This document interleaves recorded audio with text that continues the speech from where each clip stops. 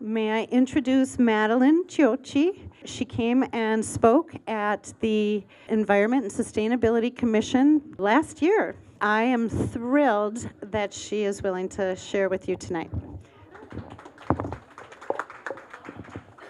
Hello, everybody. Thanks for coming tonight. It looks like a really fabulous event, and it's neat that it's been going on for 5 years. It sounds like St. Louis Park has some really great additional efforts that are coming.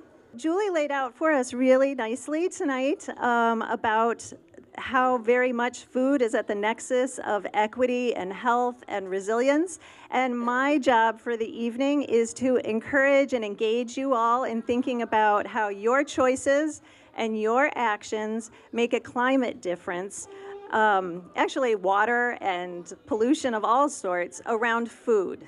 So your choices and your actions around the food that you choose and eat are so important.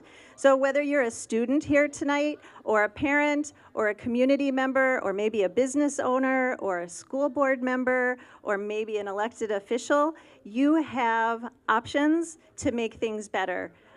Things that you can do tonight, things that you can do tomorrow. I have 3 main points that I'm going to leave you with this evening. Producing food is driving greenhouse gases and other pollution, both in our state and around the globe. All foods are not created equal, and we'll talk about what that means. And wasting food wastes everything. So we'll talk a little bit about that too at the end. So I knew food waste is something that a lot of people think about. So those 3 main points, you'll hear them throughout the evening. The first point, our food system drives both greenhouse gases and other pollution. How does that happen? So we're gonna, step 1 of my little map here is that we wanna produce enough good food for everybody, right? We wanna have equity in food access, so we wanna produce enough good food. Production of that food drives the greenhouse gases. Any ideas about how that happens? How is the food driving greenhouse gases? Fertilizer is a big one. Fertilizer may be the single biggest one, actually. That's absolutely true. Transportation? Transportation is one. We'll talk about that in just a second, a little bit more. All right. But fertilizer is surprisingly intensive, and it's one of the major ones. So we see air and water pollution and land use in our food growth, right? Especially in the industrial food production. You see a man standing next to a field that runs right into the water. It's great in Minnesota that in the last couple of years we've passed a law that requires farms now to have a buffer of vegetation between the field and any body of water so that the runoff of that fertilizer can't go directly into that stream as readily. And the buffer will help to filter that water and clean it up. So that's a really progressive step that Minnesota has taken. And you can see on the right-hand side, that's a combine working the field in a drought. And that's just dust that's getting kicked up. But that dust is particulate matter, which is not good for any of us to breathe.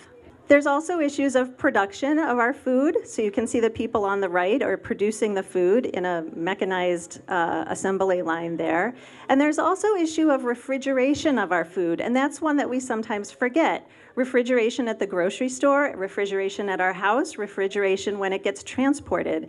And refrigerants are chemicals that are highly intensive global warming chemicals. So refrigeration is sort of a hidden issue in our food that matters a lot. So if you see a grocery store that has an open refrigerated section where you can just reach in and grab your stuff and there's no covering over it, think about what's being wasted there in terms of your food. We much prefer to see covered, refrigerated, and frozen food areas in our grocery stores. Now this chart shows you just the greenhouse gas pollution that comes from everything that we consume in Minnesota. The 2 biggest bars that are yellow on the left-hand side are things that you think of as being greenhouse gas intensive. It's our cars on the far left. The second bar that's mostly yellow is our appliances, things like our air conditioners and our furnaces. We know that those emit a lot of greenhouse gases. The third bar, the third most intensive category of our consumption in Minnesota is our food. So it's very, very intensive. That bar is blue because the blue represents the production phase of the food. So it's in the production that we see the biggest impact. That's the blue arrow. The purple arrow that's pointing to the little purple line at the top of that bar, that's the part of the food impact, greenhouse gas impact, that's coming from disposal of the food, from throwing it away. It's smaller than you might think. We tend to think that throwing food away is a big environmental impact, but it's really the production of the food that is the biggest impact. So we were able last year to do a little analysis of St. Louis Park, specifically about what the footprint, the carbon footprint, looked like for your community. This shows you how your carbon footprint in the city of St. Louis Park breaks down. So the left-hand bar, the blue bar, is the direct emissions, and that's from things that you burn, like the gasoline in your car. But on the right-hand side are the carbon emissions that come from everything else that you consume. So it's including the emissions from making things that you use, even though those things might have been made in China or Mexico or Bangladesh. So you can see in the two called out rectangles where your food and drinks stack up. So you can see that there's electricity down there in the orange one, but your food and drinks are not insignificant. So let's go on to the next point. We want to think about how food is created, and it's not all created equal. So we want people to think about choosing enough food, not too much, and choosing good food. Okay, what does that mean? I want to be clear at this point that I am not here to tell you what to eat. I am not here to tell you how to choose your foods. I am here to tell you information about what the impacts are of the different foods. What you choose to do with that information is entirely up to you. So this shows us a little bit about the impact of water, the water use that is required just to make a cheeseburger. You may have seen a chart similar to this elsewhere, I don't know, but you can see that it says at the bottom that it takes about 700 gallons to make a cheeseburger. 700 gallons of water to make a cheeseburger. So that's in production of the bun and the lettuce and the cheese and the tomato and the hamburger patty. But you can also see from here that the hamburger patty is responsible for over 600 gallons of the 700 that the cheeseburger requires. All foods in your cheeseburger are not created equal when it comes to water consumption. The same is true for the climate impacts of food. This chart breaks down different kinds of food categories. You can see red meat on the top, other foods, oils, fruits, vegetables, dairy products, chicken, fish, and eggs, cereals, and beverages. And what I want you to take a look at, first of all, is not all those bars are the same length. The longer the bar, the bigger the climate impact. So which food has the biggest climate impact? Red meat. Red meat has the biggest climate impact out of here, exactly. And you can see fruits and vegetables are much less. Chicken, fish, and eggs have a much lower footprint. Vegetables, healthy foods often have less impact than less healthy foods. So another piece you can learn from this, the colors of the bar mean something. So the purple, the light blue, and the orange that are circled, and in all of the bars below, that represents, again, the production of that food, the amount of the impact of that food that's created in the production. So if all of that is production, what's that little part at the end? That's the transportation.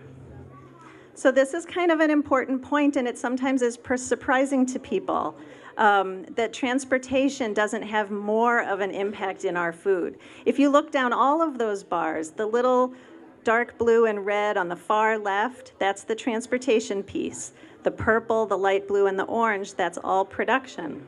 Scientists who did this study, they concluded this, that a dietary shift can be a more effective means of lowering an average household's food climate footprint than buying local. Shifting 1 day per week's worth of calories from red meat and dairy products to chicken, fish, and eggs, or a vegetable diet, achieves more reduction than buying all locally sourced food.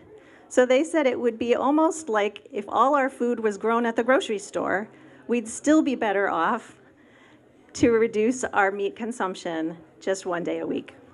So for St. Louis Park, this looks like a very busy slide. I want you to just look at the size of the squares, and I want you to look at the color of the squares. The size of the squares tells you what foods St. Louis Park spends the most money on per capita, per person in St. Louis Park. And the color of the square tells you how climate intensive that food is. So the darker the square, the more intensive the food.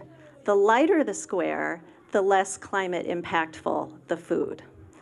So you can see some things that probably don't surprise you. We buy a lot of fresh fruits and vegetables, fresh vegetables, cheese, a lot of dairy, milk and cheese are in the big squares on the left. You can see some of the darker foods are ground beef and frozen meats and bacon, things that you might expect to have a higher footprint. And then over there on the bottom right in that little tiny light yellow square, you can't even read what that is. It's a lovely little food that's called dried beans. So if you think about that, that means you're not buying very many of them. They also have a very light yellow color, so that means that they're a light footprint. That's one of those foods that are very inexpensive. It's accessible to most people. It's very nutritious. It's a great protein source. And it's not a staple of people's food for the most part. So you can try and play around at home if you're interested in finding out about the impact of your food choices. There's this great interactive website called the Cool Climate Network. You can go in there and put in your zip code, and it will allow you to put in all of the information about your household and what you buy, your clothes, how you travel, and your food choices. And you can play around with it, and it will show you immediately how that affects your household's climate footprint. It's really, really a terrific tool, and you can learn a lot from that.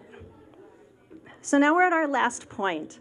This eat enough good food and don't waste any. So eat enough, again, not too much. Make sure it's good food. It matters how it's grown and whether it's nutritious, and don't waste any. So what do I mean when I'm talking about wasted food? So there's this whole big circle of food waste, and that includes everything that we throw away from our food. Then there's a little subset of that that is wasted food. Food waste can include all of our scraps, things that we would never eat. It could be a peach pit or a banana peel. But wasted food are those strawberries that you bought, and then you put them in the back of the refrigerator, and they got moldy, and you threw them away. So wasted food is the food that we could have eaten, but we tossed, or we let it go bad, or it was just too much food, and we threw it out from a graduation party or something. This looks like a great salad, right? This delicious array of vegetables. Is this wasted food? Hard to tell, right? As it turns out, yes, it was. That was a close-up of this.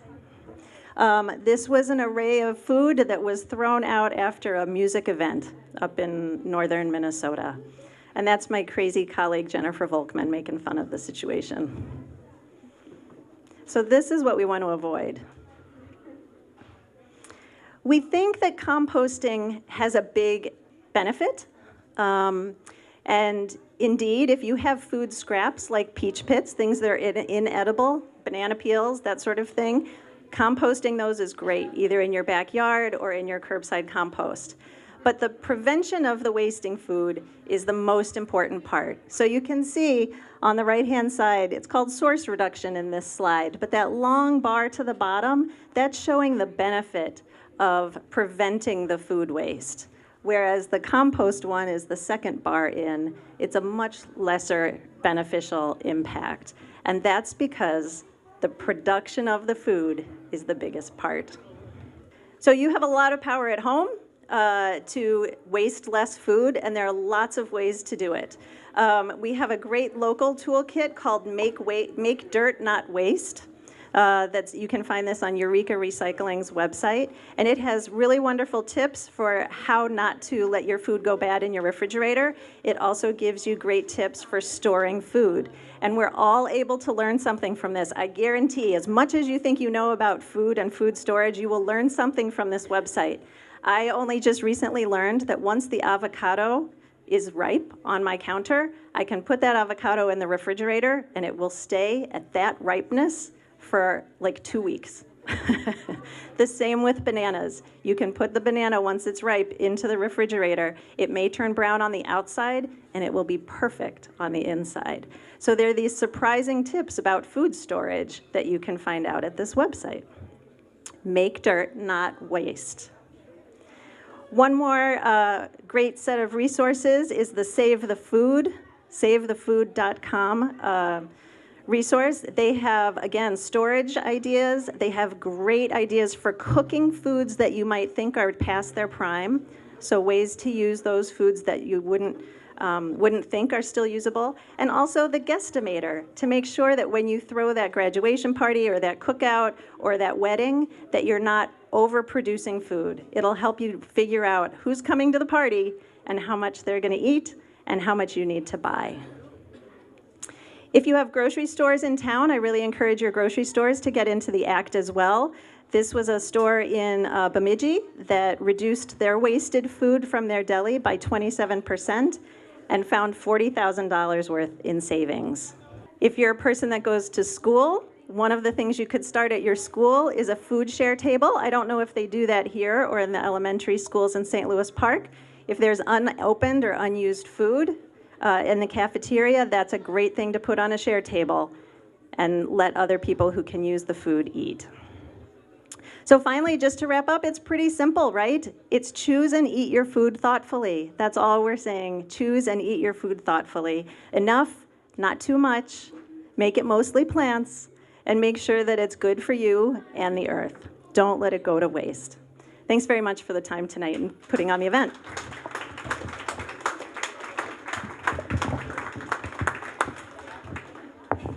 Madeline, I know you had so much more to share with us, and you did a beautiful job getting it all done in like 15 minutes.